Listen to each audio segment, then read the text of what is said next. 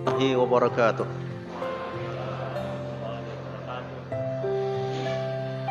الحمد لله وحده صدق وعده ونصر عبده وهزم الأحزاب وحده وثم نحمده ونستعينه ونستهديه به. أشهد أن لا إله إلا الله وأن محمدا عبده ورسوله. عباد الله، لقد قال تعالى: أعوذ بالله من الشيطان الرجيم، يا أيها الذين آمنوا اتقوا الله حق تقاته ولا تموتن إلا وأنتم مسلمون. وصلى الله على نبينا محمد وعلى آله وأصحابه أجمعين وبعد. Saudaraku ma'asyiral muslimin rahimakumullahu jami'an. Satu kebahagiaan ketika rahmat Allah subhanahu wa ta'ala terus mengalir untuk kita semuanya. Rahmat, berbagai rahmat, nikmah, berbagai nikmah. Dalam bahasa Al-Quran, la tuhsuha, tidak mungkin engkau bisa menghitungnya. Itulah karunia Allah. Sikap yang paling tepat adalah syukur. Syukur bagian daripada iman. Syekhul Islam Ibnu Taimiyah memberikan pemahaman kepada kita bahwa al-iman nisfan. Iman itu terbelah menjadi dua. Sebelah adalah syukur, sebelah lagi adalah sabar. Jadi iman itu dibagi menjadi dua bagian. Apa? Syukur yang separuh, sabar. Jadi orang yang kurang bersyukur kurang imannya. Orang yang pandai bersyukur telah separuh daripada. Orang kurang sabar kurang imannya. Orang yang penuh separuh daripada iman. Iman jika kamil, sempurnalah imannya. Ini menjadi penataan kejiwaan kita agar terus menjadi hamba yang bersyukur kepada Allah Subhanahu wa ta'ala. Sekecil apapun harus kita syukuri. Baik syukur dalam konteks mensyukuri yang bersifat material maupun mensyukur yang bersifat immaterial.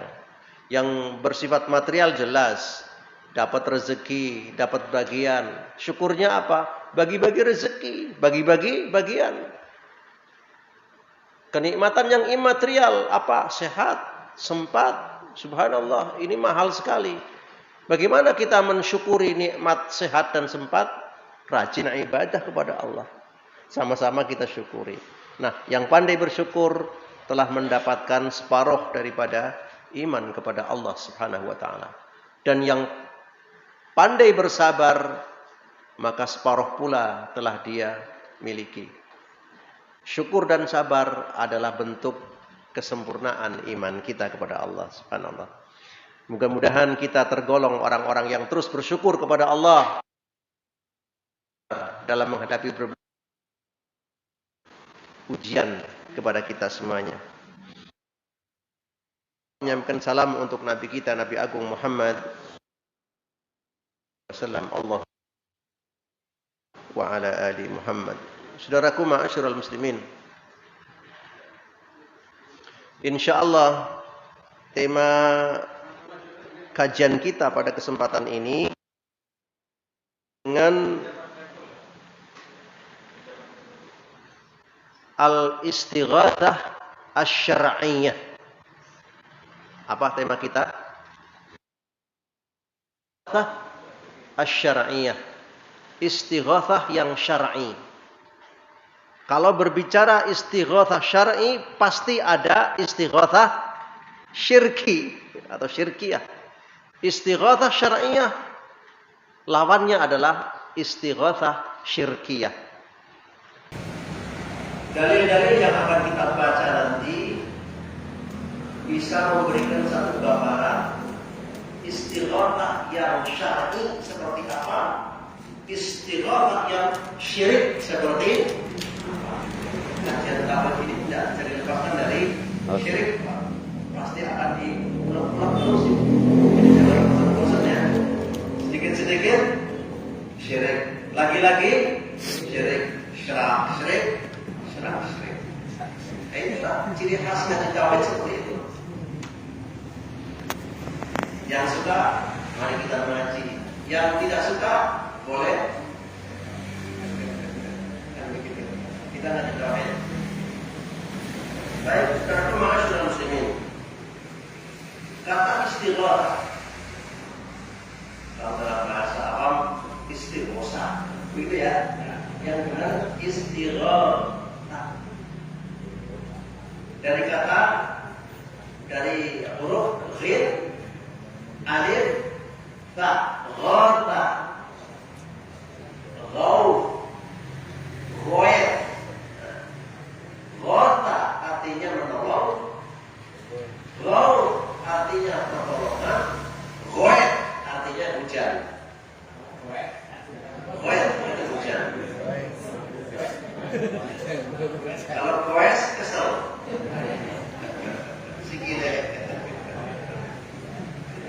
Jadi ghatha artinya menolong, ghauf artinya pertolongan, ghoir artinya hujan. Jadi itulah pernik-pernik bahasa Arab itu begitu modelnya. Nah, ghatha, istaghatha, istaghatha. Bahasanya itu artinya menolong. Kalau tadi ghatha, ghauf artinya adalah pertolongan. Kalau istaghatha, yastaghithu, istighatsatan artinya memohon pertolongan. Istighatsah artinya acara memohon pertolongan. Kenapa minta pertolongan? Apa jawaban kita? Kenapa sih minta pertolongan? Karena nggak mampu. Masa mampu kok minta pertolongan? Logika kita saat meminta pertolongan karena tidak mampu. Tolong bantu angkatkan meja ini karena secara mandiri dia tidak mampu mengangkat meja ini. Tolong bantu mengangkat lemari ini. Kenapa? Karena dia sendirian tidak mampu. Maka minta pertolongan. Itu jika terjadi antar anak ada hal-hal yang memang di luar kemampuan manusia dan hanya kepada Allah meminta pertolongannya. Ya minta pertolongan kepada Allah. Namanya istighatsah. Meminta pertolongan kepada Allah karena ada hal-hal yang tidak mampu untuk dihadapinya. Namanya apa? Istighatsah. Dari kata tolabul ghauf, meminta pertolongan. Kenapa? Karena aku tidak mampu menghadapi kenyataan ini, maka aku minta pertolongan kepada Allah. Problematikanya nanti yang semestinya permohonan permintaan itu diajukan kepada Allah, tetapi saya kadang-kadang diajukan kepada selain Allah atau melalui sesuatu yang semestinya langsung melalui sesuatu. Ini juga jadi problematika dalam pembahasan nanti. Ini luas. Ini hal yang dikehendaki dari mana istighatsah. Jadi istighatsah itulah memohon pertolongan kepada Allah karena ada sesuatu yang dirinya tidak mampu. Nah, dalam konteks seperti apakah yang seperti itu dilakukan? Jawabannya adalah nanti panjenengan bisa melihat di surat Al-Anfal ayat 9. Itu salah satu ayat yang menggambarkan tentang praktek istighatsah. Karena saat itu seharusnya Nabi, kaum muslimin sedang menghadapi sesuatu yang secara logika tidak mampu dihadapinya. Maka tidak ada kata dan bahasa lain selain mohon pertolongan kepada Allah. Maka Nabi dan para sahabat pun memohon pertolongan kepada Allah. Nah, permohonan pertolongan Nabi dan para sahabat kepada Allah karena sedang dihadapkan pada problematika besar yang jelas tidak mampu dihadapinya, disebut istighotsah. Jelas ya? Nanti dalam praktek di masyarakat banyak apa yang semestinya bukan istighotsah malah istighotsah. Kan begitu kan? Jadi nanti kotak kacir dalam prakteknya di masyarakat. Namun secara hukum syar'i dalam kacamata tauhid bolehlah kita beristighotsah dalam konteks-konteks yang memang tepat. Tidak semuanya harus diistighotsahkan. Oleh sebab itu jangan sampai kita latah ya. Sedikit-sedikit istighotsah, sedikit-sedikit istighotsah. Dalam konteks apa? Yang tidak ada relevansinya istighotsah. Dan kacau balau itu namanya. Jangan sampai kopiah ini dipakai untuk sepatuan. Kopiah mesti dipakai di mana? Di kepala kita. Jangan sampai kopiah ini untuk sepatuan. Itu nanti dalam prakteknya istighotsah tidak tepat. Yang seharusnya bukan istighotsah malah istighotsah. Yang seharusnya istighotsah malah bukan istighotsah. Nah, kita akan mencoba nanti menelusuri kisah-kisah ayat agar supaya kita lebih tepat dan akurat dan tidak terlibat dalam perkara syirik dalam mempraktikkan istighotsah nanti. Bapak saudara muslimin, kembali kepada ayat kita. Tadi saya sampaikan di surah Al-Anfal ayat 9 adalah merupakan praktek istighotsah yang pernah dilakukan oleh Nabi dan para sahabat.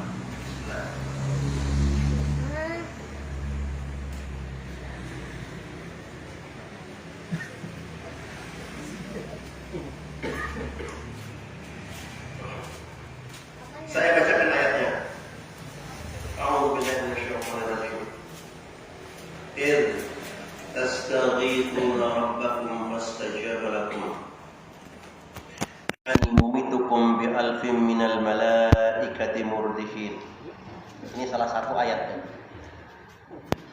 Terkait perkara apakah ayat ini diturunkan atau diceritakan. Jadi pada saat Nabi Muhammad sallallahu alaihi wasallam hijrah ke Madinah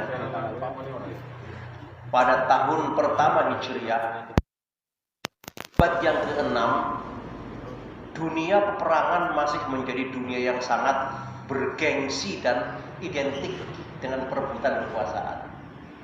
Di zaman itu praktis peperangan selalu terjadi hari-hari. Mungkin di zaman sekarang cerita perang aneh ya. Aneh kan? Meskipun ada juga peperangan, entah dengan tujuan apapun. Karena saya katakan, kadang-kadang suatu perbuatan relevan di zaman tertentu, tapi tidak relevan di zaman tertentu. Di zaman perbudakan, di zaman Nabi perbudakan sangat relevan. Memang itulah zaman mengeksploitasi perbudakan. Kalau sekarang cerita tentang perbudakan, lucu dan aneh. Perbudak.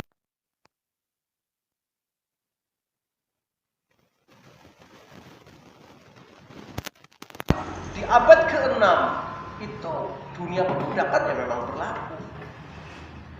Maka saya katakan cerita perang di abad ke-6 itu sesuatu yang tren dan bergengsi. Yang bisa perang itulah orang-orang yang bergengsi di zaman itu. Maka ceritanya pun cerita peperangan. Ini kisahnya dalam perang Badar, disebut Badar Al-Kubra. Di manakah letak Badar? Badar itu letaknya adalah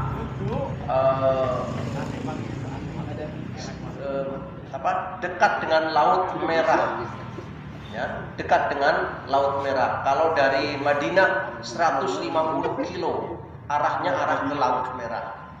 Namanya Lembah Badar, dan itu merupakan tempat strategis perjalanan dari kota ke kota untuk para pedagang, melewati lembah Badar. 150 kilo kalau dari sini kemana? Bandung ya, ke Bandung Pak, Bandung. Karena kalau Jeddah itu agak sudah mepet ke pantai, kalau Madinah sudah agak ke Udik. Nah ini ke pantai lagi.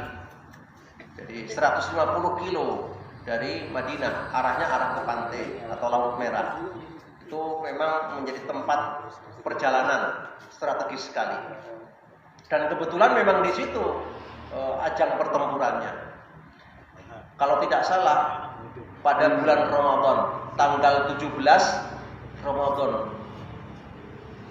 tahun pertama Hijrah, Nabi Shallallahu Alaihi Wasallam diperintahkan oleh Allah atau diwajibkannya perang al-qital fil Islam. Ini cerita abad ke-6. Kadang-kadang seperti tarik ke abad sekarang, aneh kadang-kadang. Inilah anehnya kita dalam berpikir. Ini cerita abad ke-6. Dunia peperangan itu dunia bergengsi di zaman itu. Nah, diwajibkannya umat Islam untuk berperang saat itu. Nah, kebetulan dari sisi kemampuan prajurit sangat terbatas. Rasulullah hanya menyiapkan 300 para sahabatnya yang sangat minim peralatan. Kalau bahasa trennya infanteri, kavaleri dan bla bla bla, praktis tidak ada. Ibaratnya udu bedog, tahu bedog? Cuman bawa parang. Sedangkan mereka dari pasukan Quraisy memang sudah lama menjadi penguasa kuat di Arab, tentu peralatannya serba canggih, termasuk kekuatan logistiknya. Nabi sedang puasa Pak, tanggal 17 Ramadan, sedang puasa melaku 150 kilo dari Madinah.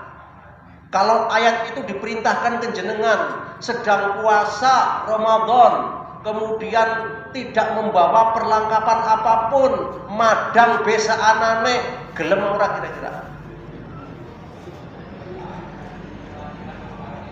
Ngliwati padang pasir yang panasnya, Masya Allah.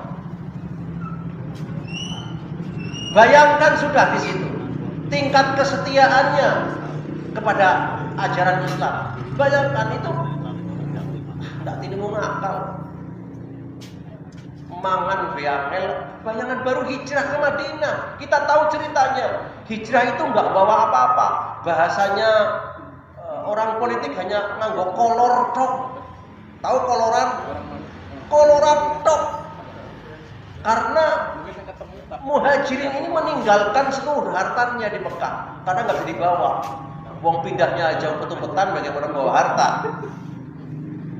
Memang banyak muhajirin yang kaya-kaya, tapi saat hijrah ke Madinah petun-petan, ditinggal semua harta. Bayangkan, baru tahun pertama, istilahnya tembe macul, kita tembe macul yang pertama. Apa namanya? Macul apa? Meras apa ya? Baru pertama kali, urung ngecek, urung tadur apa mari panen.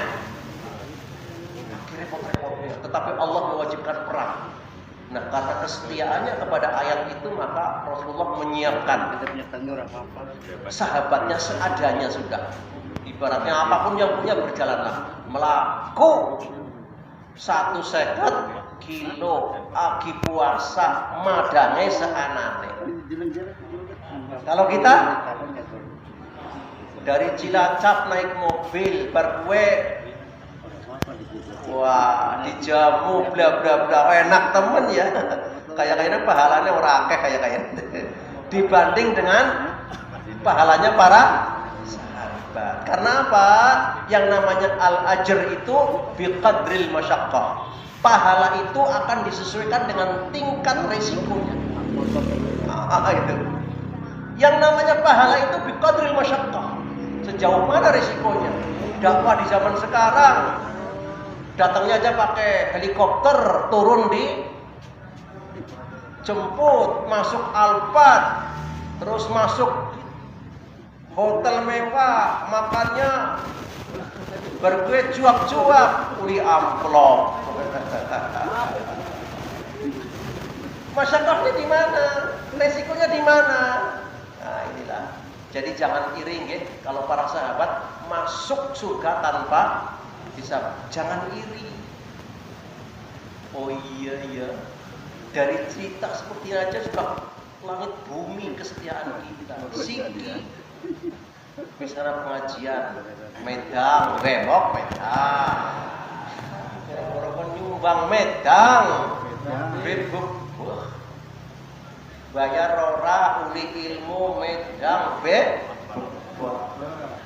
Jadi jangan pernah menyamakan diri dengan para sahabat. Jauh.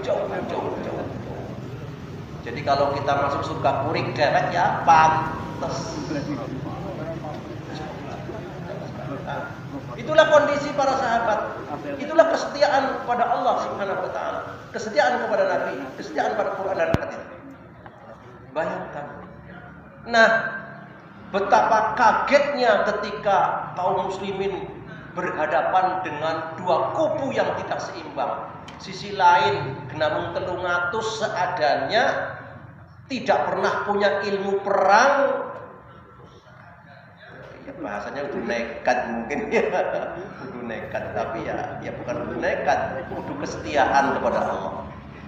Sisi lain pasukan Quraisy dengan perlengkapan yang sangat lengkap, logistik yang kuat. Diceritakan bahwa orang Quraisy ini setiap hari itu kurang lebih menyembelih 10 ekor onta setiap harinya.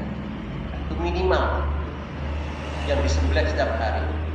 Nah, kalau kemudian satu sapi biasanya dimakan oleh orang berapa, Pak? Kalau di sini satu sapi lah. Nah, 1 kali 10 berarti berapa? 1000 itu minimal 10 ekor onta yang disembelih setiap harinya. Itu minimal. Itu menggambarkan mereka itu untuk menghitung jumlahnya berapa. Jadi untuk menghitung jumlah wong Arab gampang. Berapa onta yang disembelih? Keton wis. Misalkan 10.000. Kok sore nyembelih maning 1000 maning. Jadi sekalinya nyembelih 10. Sekalinya nyembelih onta 10. Nah, kalau sehari 3 kali 30 onta yang disembelih. Kalau 1 onta untuk 100 gampang, Pak. Wedhus 1 wong 4 mesti sih. Jelas itu. Wedhus 1 wong 4 mesti itu. Aja kaget, dulu Rika kaget. Orang Arab itu biasa. Mbek 1 itu, domba 1 dipanggang gowong 4 itu biasa. Jangan berpikir enteng apa tidak enteng. Bagi mereka itu enggak berpikir enteng tidak enteng. Yang penting itu jatahnya 1 wedhus gowong 4.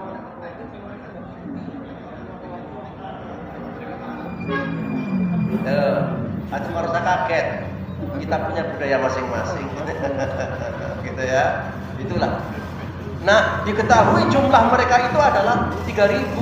Bayangkan, pasukan Islam hanya 300 dengan peralatan yang sangat minim, sedangkan pasukan Quraisy dengan perlengkapan yang sangat lengkap, kavalerinya, infanterinya, logistiknya kuat 3000. Logika mana yang bisa menerima itu? Pastilah kalah koelah, ingkril-ingkril dilawan oleh orang yang hebat-hebat. Secara logika pasti kalah. Oleh sebab itu tidak ada istilahnya ainal mafar, kemana kamu lari? Gak ada tempat lari. Sudah mengadu kepada Allah Subhanahu wa taala. Mengadu kepada Allah, ya Allah, orang mungkin sahabat kami yang 300 kiai bisa melawan pasukan Quraisy. Orang mungkin, logika mana yang bisa mengalahkan? 300 banding 3000 berarti 1 banding 10. Sudah kira-kira komandan tapak suci yang mana yang bisa melawan 1 lawan 10? Kan angel banget lah. Ya anak tapi kan langka banget lah. Jajal dicoba, duku kalah. Yang 1 lawan 10, maka tidak ada pilihan bagi Rasul dan para sahabatnya selain mengadukan nasibnya kaum muslimin kepada siapa? Kepada Allah. Maka istighotsah. Sudah kita mengadu kepada Allah. Kita mohon pertolongan. Jelas yang diminta pertolongan, keselamatan dari ancaman musuh. Jelas yang diminta. Orang jaluk jabatan, Pak. Oh, sekarang kan minta jabatan, betul apa tidak? Ini mau pilkada istighotsah. Yang diminta keselamatan apa jabatan? Jabatan. Beda. Kalau yang ini adalah din, yang ini adalah komersial. Makanya istighotsah di zaman sekarang bernilai komersial. Karena yang diminta duniawi. Di zaman Rasul tidak. Keselamatan umat Islam karena mau diserang oleh musuh. Beda orientasinya, Pak. Sangat jauh.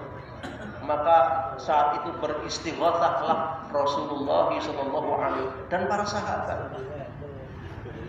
Abu Bakar As-Siddiq yang mengawasi bagaimana Rasulullah berdoa itu lama sekali sampai surbannya kabur.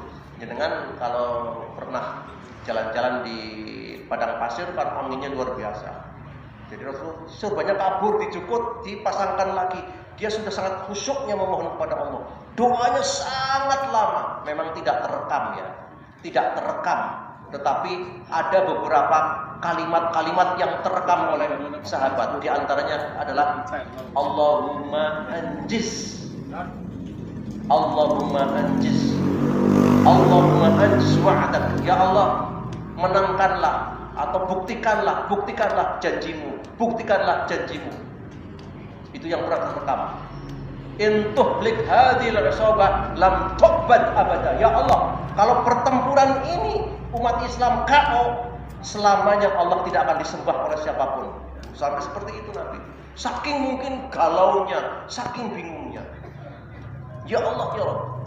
Rasulullah memohon kepada Allah, ya Rabb, anjis wa'dak. Buktikan hari ini janjimu. Kami sudah setia kepadamu ya Allah. Buktikan janjimu. Kalau sampai kalah hari ini umat Islam, selamanya Allah tidak akan disembah katanya. Itu yang terekam, itu dikutip oleh banyak para muhaditsin dan para mufassirin tentang doa itu. Panjang sekali doanya, tapi yang itu yang direkam. Saking sudah galaunya mungkin, saking bingungnya wis ora arep dalem sama maning. Pokoke nek dina kiye umat Islam KO, Gusti Allah tidak akan disembah selama-lamanya. Habis sih, siapa yang menyembah lagi? Apalagi kalau sampai nabinya mati, ya harus ngilamat. Bahasanya kan. Tapi kan janji Allah, Nabi tidak akan pernah, Rasul tidak akan pernah dibunuh oleh. Kalau Nabi dibunuh, tapi kalau Rasul tidak akan pernah dibunuh. Diselamatkan oleh Allah Subhanahu wa taala. Yaitu namanya orang sedang galau kan, bisa saja seperti itu. Ini Nabi juga manusia. Kegalauan itu ditumpahkan pada saat beristighotsah. Doanya memohon kepada Allah satu keselamatan umat Islam. Tunjukkan janjimu ya Allah bahwa hambamu yang menolong Allah akan ditolong oleh Allah Subhanahu wa ta'ala. In tansurullah yansur. Tolong tunjukkan ya Allah janji itu. Tunjukkan janji itu. Betul. Ketika kaum muslimin sudah pada puncak doanya itu dan terjadilah satu pertempuran, Allah menjawab akan buktikan. Maka di sini idz tastaghitsuna rabbakum, ketika kalian memohon pertolongan kepada Tuhanmu, fastajaba lakum, Allah mengabulkan pertolongan. Apa yang kau minta? Saking mungkin galaunya, saking bingungnya. Ya Allah, ya Rabb. Rasulullah memohon kepada Allah, ya Rabb, anjis wa'dak. Buktikan hari ini janjimu. Kami sudah setia kepadamu ya Allah. Buktikan janjimu. Kalau sampai kalah hari ini umat Islam, selamanya Allah tidak akan disembah katanya. Itu yang terekam, itu dikutip oleh banyak para muhaditsin dan para mufassirin tentang doa itu. Panjang sekali doanya, tapi yang itu yang direkam. Saking sudah galaunya mungkin, saking bingungnya wis ora arep dalem sama maning. Pokoke nek dina kiye umat Islam KO, Gusti Allah tidak akan disembah selama-lamanya. Habis sih, siapa yang menyembah lagi? Apalagi kalau sampai nabinya mati, ya harus ngilamat. Bahasanya kan. Tapi kan janji Allah, Nabi tidak akan pernah, Rasul tidak akan pernah dibunuh oleh. Kalau Nabi dibunuh, tapi kalau Rasul tidak akan pernah dibunuh. Diselamatkan oleh Allah Subhanahu wa taala. Yaitu namanya orang sedang galau kan, Bisa saja seperti itu. Nabi juga manusia. Kegalauan itu ditumpahkan pada saat beristighotsah. Doanya memohon kepada Allah satu keselamatan umat Islam. Tunjukkan janjimu ya Allah bahwa hambamu yang menolong Allah akan ditolong oleh Allah Subhanahu wa ta'ala. In tansurullah yansur. Tolong tunjukkan ya Allah janji itu. Tunjukkan janji itu. Betul. Ketika kaum muslimin sudah pada puncak doanya itu dan terjadilah satu pertempuran, Allah menjawab akan buktikan. Maka di sini idz tastaghitsuna rabbakum, ketika kalian memohon pertolongan kepada Tuhanmu, fastajaba lakum, Allah mengabulkan pertolongan. Apa yang kau minta? Kemenangan umat Islam. Dengan cara apa Allah membantunya? Anni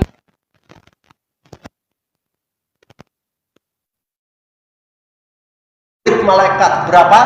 1000, nggak main-main. Berarti jumlahnya berapa? 1300. Betul atau tidak? Yang 300 umat Islam, yang 1000 imbang nggak kira-kira? Imbang nggak sekarang? 3.000 melawan 1.500. Ini sangat imbang. Malaikat ini sangat imbang sekali. Satu malaikat saja bisa menghancurkan 1.000.000 orang. Nah, apalagi 1.000 malaikat di atas angin Nabi Muhammad dan para sahabatnya. Karena Allah buktikan, ya oke, saya akan buktikan janjiku. Aku kirim malaikat, 1.000 malaikat murdifin yang datang dengan bergelombang. Jadi nyerang malaikat, dibacok orang pasah, malaikat bacok mati, datang lagi terus. Asik sekali itu. Asik sekali. Wah, dalam gambaran asik sekali itu. Dan itu orang Islam tidak ada yang tahu, ngerti-ngerti. Ini pada mati ya, Nabi Muhammad tidak ngerti saat itu karena ayat ini belum barbarane tembe turun mengabarkan. Oh, jebulnya tadi itu memang dibantu oleh para malaikat. Yang tahunya umat Islam hanya berperang saja. Kalau nggak terus nekat tuh Islam. Pokoknya nekat, ngertinya begitu. Ternyata dahsyatnya pengakuan mereka. Di mata mereka itu seperti itu. Medeni banget. Padahal membira tulungan terus ya. Berarti itu betul itu malaikat yang datang. Dan malaikat kok dibacok ya pasang. Logikanya sih dari mana kan? Pantes, oh itu. Jadi bukan karena umat Islam sakti, bukan. Sakti apa ya, orang sakti lah. Nabi orang sakti. Nabi itu tidak sakti. Nabi itu maksum, dijaga oleh Allah. Nabi diserampang melotas. Betul apa tidak? Diserampang melotas batuke, gigit. Depannya ini juga rompal. Nek sakti kan kontal kabeh kan begitu ya?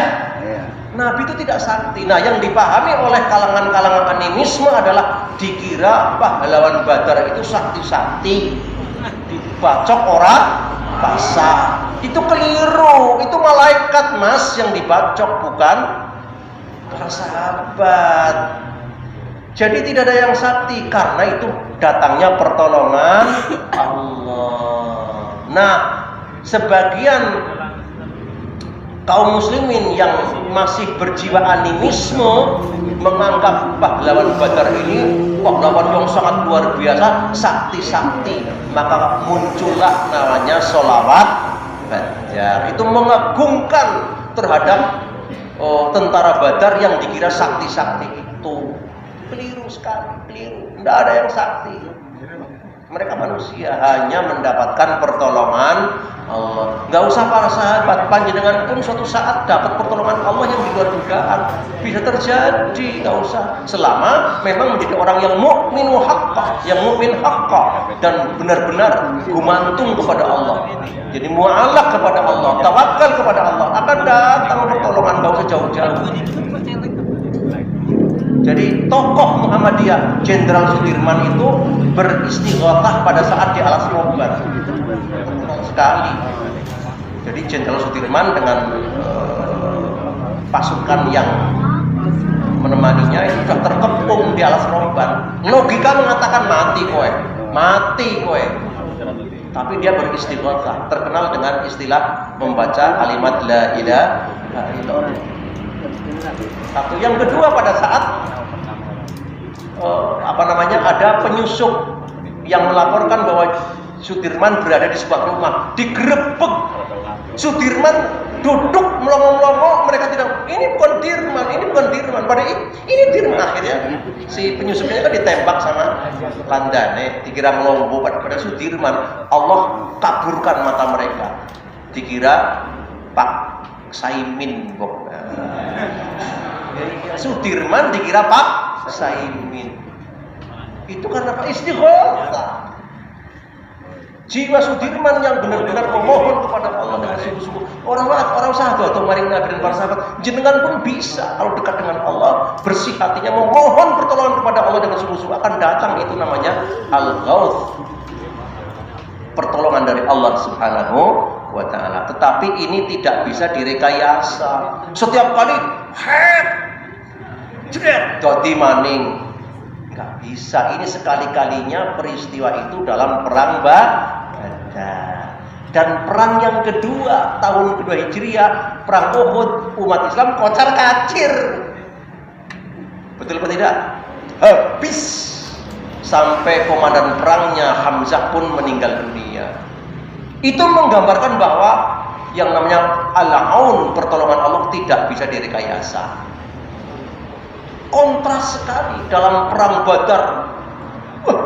Kemenangan yang gemilang, dalam perang Uhud kekalahan yang sangat telak. Sama-sama sahabat. Ini menggambarkan bahwa memang ingat, Allah akan memberi pertolongan kepada siapa saja, tapi tidak bisa direkayasa. Ini bedanya nanti akan kita bandingkan antara ma'unah, karomah dengan sihir.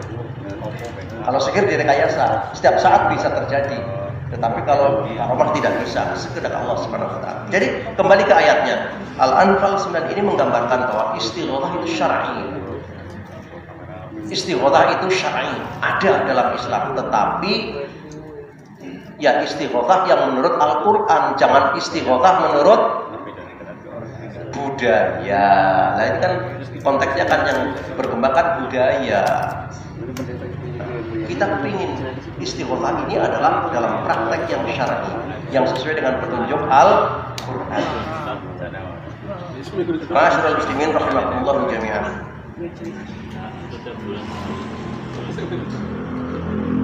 Tadi ayatnya ya. Kemudian ada hadis yang sangat terkenal juga terkait dengan doa istighotsah. Ya Hayyu ya Qayyum bi rahmatika astaghitsu. Ya Hayyu ya Qayyum bi rahmatika astaghitsu. Ya Hayyu ya Qayyum bi rahmatika astaghitsu. Bareng-bareng ini dihafalkan. 1, 2, 3. Ya Hayyu ya Qayyum bi rahmatika astaghitsu. Ulangi. Ya Hayyu ya Qayyum. Jadi ya Hayyu ya Qayyum bi rahmatika astaghitsu.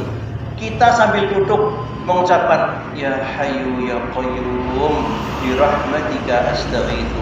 Pagi, siang, sore, kapanpun kita bisa ya Hayyu ya Qayyum bi rahmatika astaghitsu. Apa maksudnya? Ya Hayyu ya Qayyum, ya Allah, zat yang hidup dan kekal kuat, dengan rahmat-Mu aku mohon pertolongan.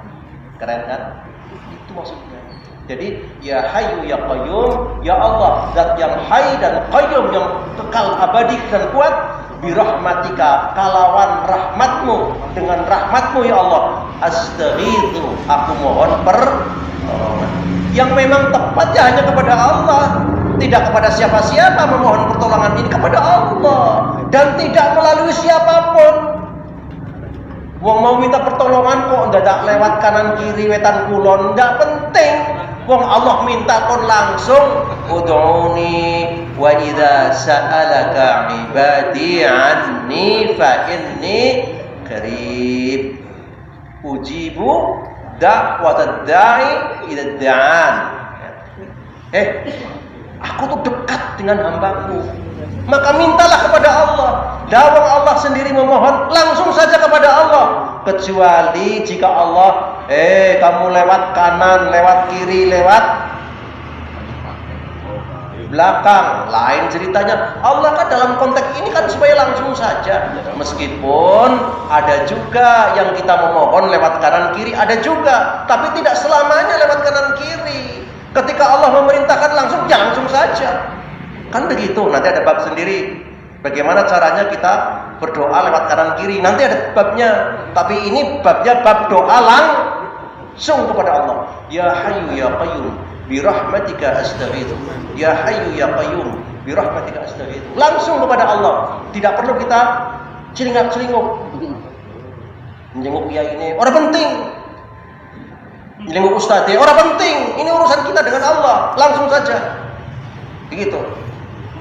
Begitu caranya. Nah. Hafal nggih?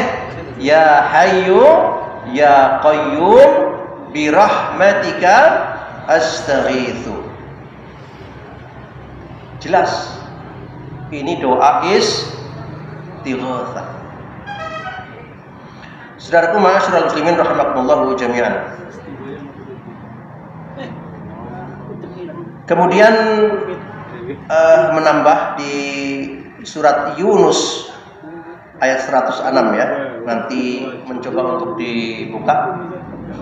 A'udzubillahi minasyaitonir rajim. Wala tad'u min duninya wala tastaghitsu. Wala tad'u min dunillah ma la yanfa'uka wa la yadhurruk. Fa in fa'alta fa innaka idzan minadh dhalimin. Wala tad'u wala tastaghitsu. Janganlah engkau memohon pertolongan kesehatan, pertolongan satu bla bla bla bla. kurang 5 lagi. Itu imaterial semuanya. Kepada siapa? Kepada Allah. Orang usah celingak-celinguk kanan kiri. Tidak usah melalui kanan, kiri, wetan, kulon, tidak usah. Ini babnya bab kepada Allah. Saya sampaikan nanti ada caranya kalau kita harus lewat kanan kiri. Tapi ini babnya bab langsung. Ud'uni astajib lakum. Mintalah kepadaku, aku akan kabulkan. Nah, min dunillah. Janganlah engkau memohon pertolongan min dunillah kepada selain Allah. Apa ada Pak? Pertolongan. Wala tad'u min dunillah. Janganlah engkau memohon pertolongan min dunillah kepada selain Allah. Apa ada Pak pertolongan yang kepada selain Allah? Ada. Contohnya misalkan, ya panjenengan datang ke tempat keramat. Misalkan gitu ya. Apakah itu bentuknya kuburan?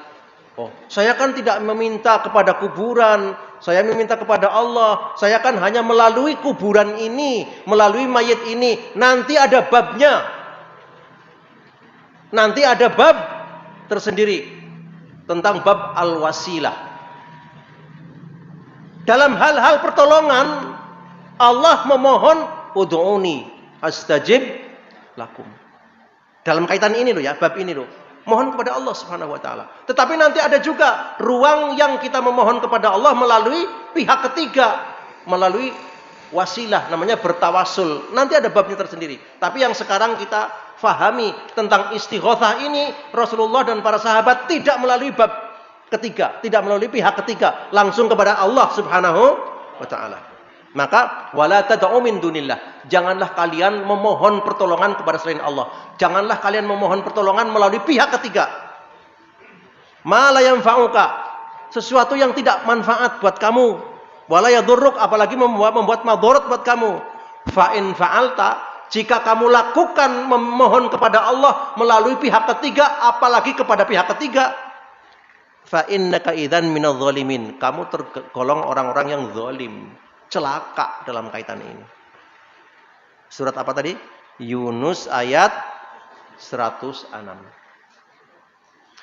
Ini melengkapi tentang praktik, ya, melengkapi tentang praktik dalam beristighatsah. Nah, kalau sudah ayat ini, sekarang kita masuk pada realitas di masyarakat. Panjenengan tentu tidak asing dengan istilah acara istighosah. Bahkan ada istighosah kubro. Istighosah bahasanya. Yang benar istighosah. Pakai tha, bukan pakai sin. Tapi kalau di mana-mana terkenalnya istighosah. Istighosah kubro. Gede banget. Sing teka akeh.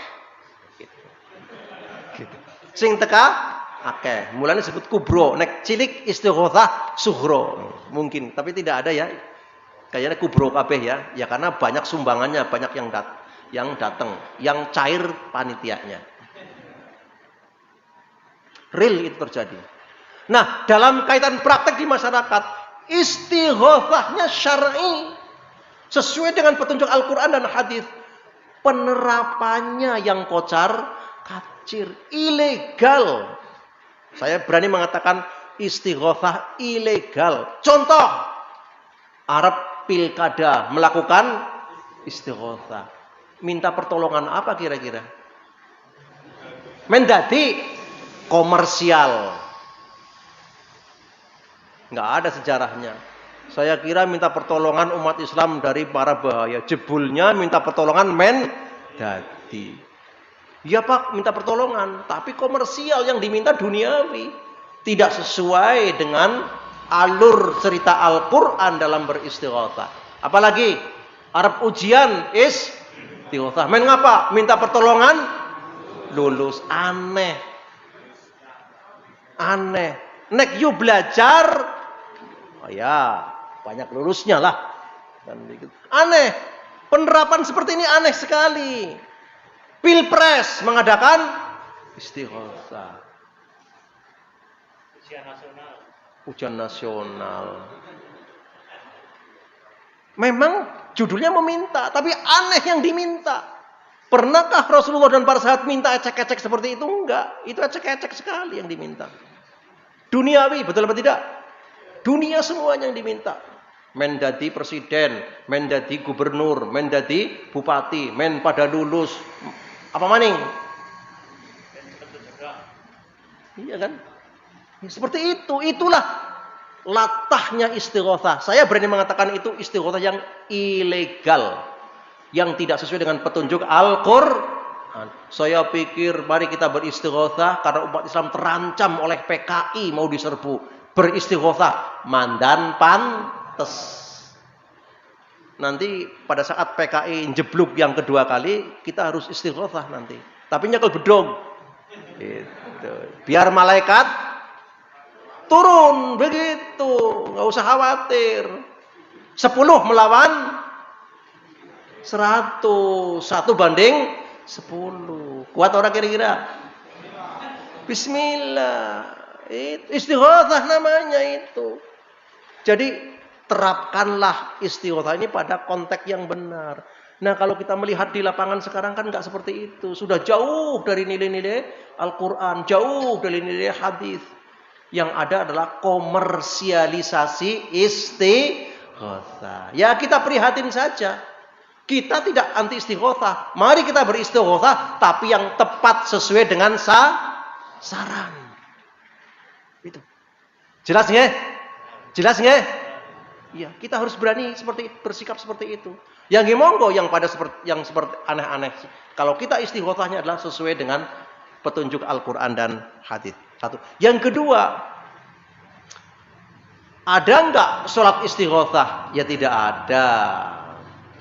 Istighosah itu doa, bukan sholat. Doa saja. Di antaranya tadi, ya Hayyu, ya Qayyum, bi rahmatika astaghitsu. Di antaranya itu. Dan boleh berdoa yang lain yang nuansanya kita mohon pertolongan kepada Allah Subhanahu wa taala. Itu, Pak. Kita khawatir nanti Muhammadiyah anti istighotsah. Kata siapa? Muhammadiyah meluruskan praktek istighotsah. Harus berani mengatakan seperti itu. Enggak, Muhammadiyah mengakui istighotsah, tapi harus diluruskan. Dalam konteks apa? Tujuan apa?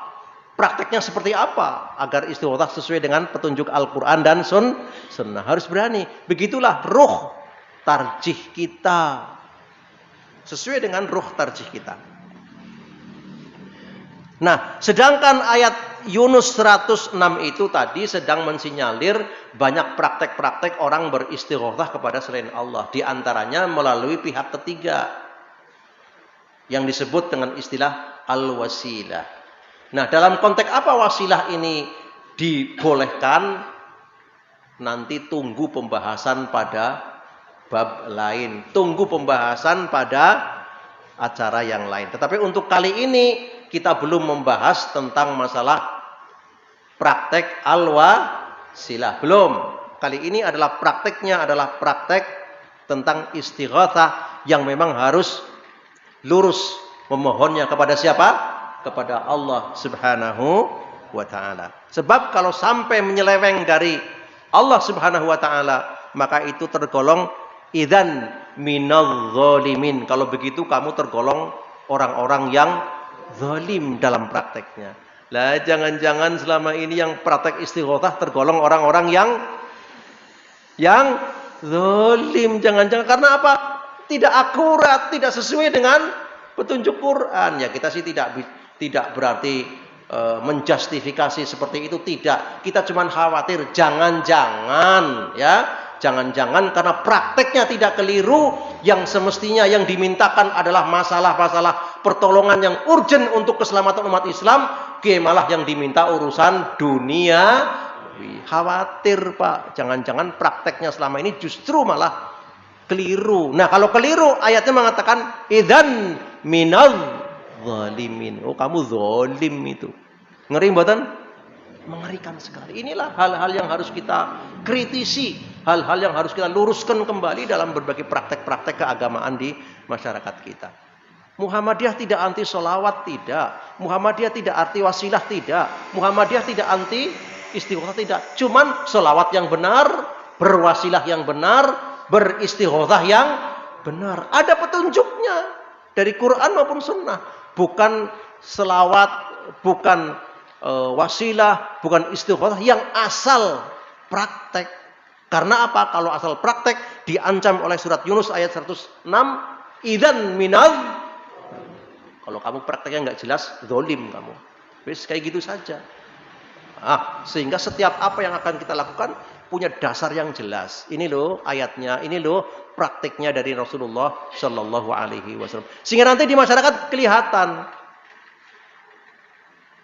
Memang sepengetahuan saya, memang belum di kalangan warga Muhammadiyah. Kayaknya sih belum loh. Saya belum dengar. Tapi bukan berarti tidak mungkin. Bisa saja mungkin terjadi. Mungkin terjadi, hanya memang momentumnya belum tepat, belum pas. Momentumnya belum pas. Nah, ini ya hal yang harus kita dalami terkait dengan masalah ini.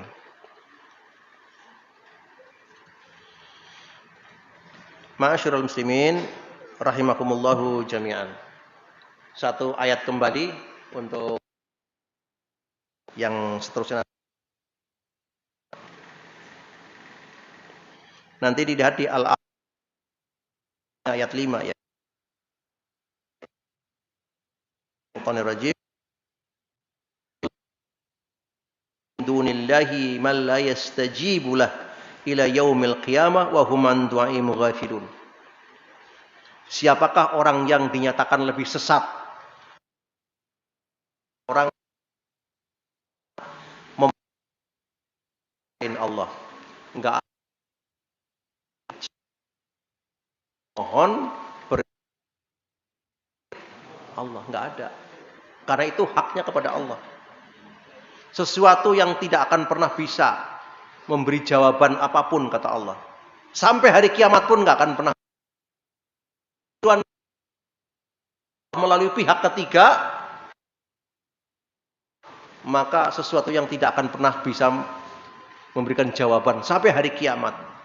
Wa hum an du'aim ghafilun, dan mereka yang kita minta karena salah sasaran mereka akan mengingkari. Akhirnya kecele kita. Jadi orang-orang yang selama ini getol menjadikan pihak ketiga, menjadikan syekh, menjadikan kiai, menjadikan ustadz sebagai tumpuan doa, nanti kecele, Pak. Kecele itu apa? Kewirangan. Kewirangan. Karena ayatnya mengatakan wahum an du'aihim ghafilun. Nanti orang-orang yang dipuja-puja itu ingkar semuanya. Loh, nang dunia dipuja-puja, njaluk ngalap berkah dan bla bla bla, jebulnya di akhirat mereka lari semuanya. Jangan sampai kita kecele, Pak. Dilihat nanti dia kecele kita. Makanya kalau berdoa kepada Allah Subhanahu wa taala, dan jangan lain kepada Allah Subhanahu wa taala. Karena ghafilun, nanti kalau kecele, waduh repot nanti di akhirat. Apa ayat mungkin tidak baca tapi tidak digubris. Ada kalanya memang ayat Al-Qur'an ada yang nah, kita kita berdoa syar'i. Jangan sampai kita kecele nanti di akhirat sendiri. Nah, inilah ayat-ayat yang mendukung terhadap praktek-praktek istighotsah khususnya, dan praktek-praktek doa lainnya agar kita tidak salah sasaran, tidak salah praktek, tidak salah penerapan. Karena jika salah itu idzan minal dzalimin, kamu zalim. Nah, Allah mengenas kita, Allah menjas kita dengan kedzaliman. Wah, repot sekali. Makatan ma'asyiral muslimin, terkait dengan bab istighotsah syar'iyah, praktek istighotsah yang benar seperti ini. Mudah-mudahan ini menambah ilmu dan mencerahkan kita sehingga kita bisa menjawab hal-hal yang memang harus kita jawab dan bisa mempraktekkan hal-hal yang memang harus kita praktekkan tetapi tidak keluar dari koridor Quran dan hadis. Itulah yang dapat kita bahas, insyaallah nanti kita sempurnakan pada bab-bab selanjutnya dalam kajian yang berbeda insyaallah. Terima kasih. Mudah-mudahan Allah Subhanahu wa taala memberi pencerahan kita semuanya. Amin ya rabbal alamin. Terima kasih. Walhamdulillahirabbil alamin. Wassalamualaikum warahmatullahi wabarakatuh.